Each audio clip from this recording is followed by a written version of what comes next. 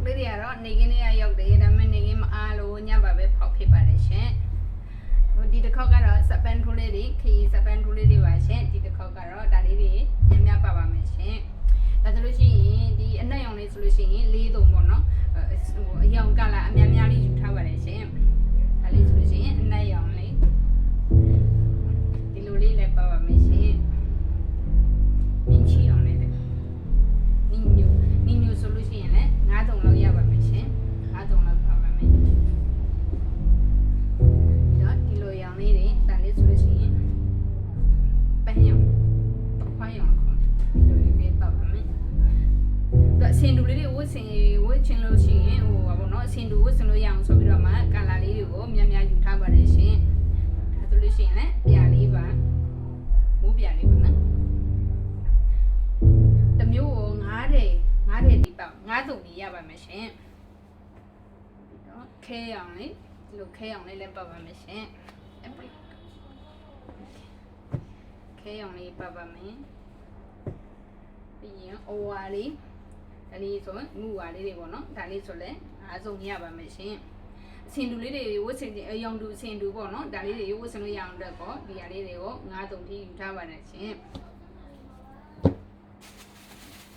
ဒါလေးကတော့ဒါလေးလည်း9တုံရမယ်နော်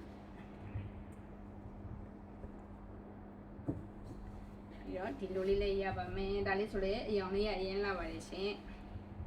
သူကဒီဟာလေးတွေကအိန္ဒိယ280ချီနဲ့စပန်ဒိုဒါနဲ့အထည်လေးတွေပါရှင်ဒါဆိုတော့ချီအမြင့်လိုင်းလေးနဲ့လုပ်ပေးထားပါတယ်ရှင်ဒါလေးဆိုလို့ရှိရင်9000ပါရှင်ဒီဟာ1ဆက်9000ဝင်းပါနော်ဒီဟာလေးဆိုလို့ရှိရင်ခန္ဓာကိုယ်ဝရတဲ့လူဆိုလို့ရှိရင်လည်း9000ဆိုတော့ဝတ်ဖို့ဆင်ပြေပါတယ်နော်ဒီဟာလေးတွေကချီအမြင့်လိုင်းကိုတုံးထားတဲ့အတွက်ကိုချီတာကောင်းကောင်းလေးတွေဝတ်ဆင်ရမှာမရှင်ဒါနီနိုစင်းဒါလေးကတော့တစ်ထည်ပဲပါ